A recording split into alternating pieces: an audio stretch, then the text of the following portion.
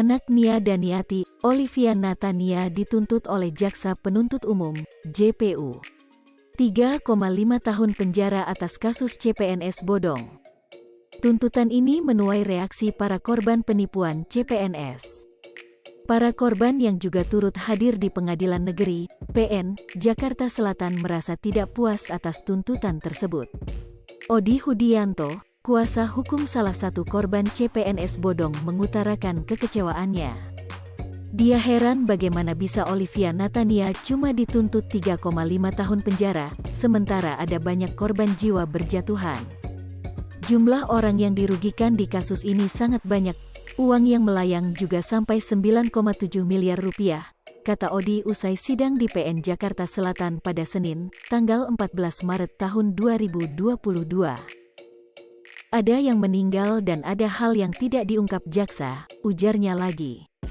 Odi menyampaikan jika ada beberapa dugaan tindak pidana yang tidak dimasukkan dalam tuntutan kepada Olivia, seperti pemalsuan surat tidak masuk dalam tuntutan sidang.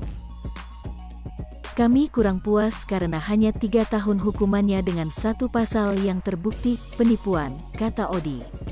Pihaknya pun akan terus berjuang mencari keadilan atas kasus CPNS bodong ini. Kami akan datang untuk minta ke hakim memberi putusan semaksimal mungkin dan seadil-adilnya, kata Odi. Supaya hakim tahu, ini adalah perkara CPNS bodong terbesar setelah reformasi, pungkasnya.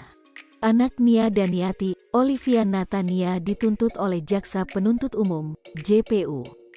3,5 tahun penjara atas kasus CPNS bodong. Tuntutan ini menuai reaksi para korban penipuan CPNS. Para korban yang juga turut hadir di Pengadilan Negeri, PN, Jakarta Selatan merasa tidak puas atas tuntutan tersebut. Odi Hudianto, kuasa hukum salah satu korban CPNS bodong mengutarakan kekecewaannya.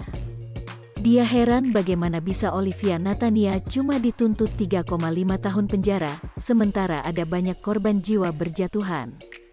Jumlah orang yang dirugikan di kasus ini sangat banyak, uang yang melayang juga sampai 9,7 miliar rupiah, kata Odi usai sidang di PN Jakarta Selatan pada Senin, tanggal 14 Maret tahun 2022.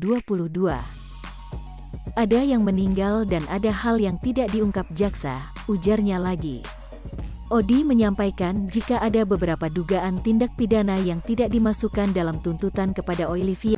Hai pemirsa Sri Popo TV, jangan lupa komen, like, dan subscribe, serta tonton terus berita-berita terbaru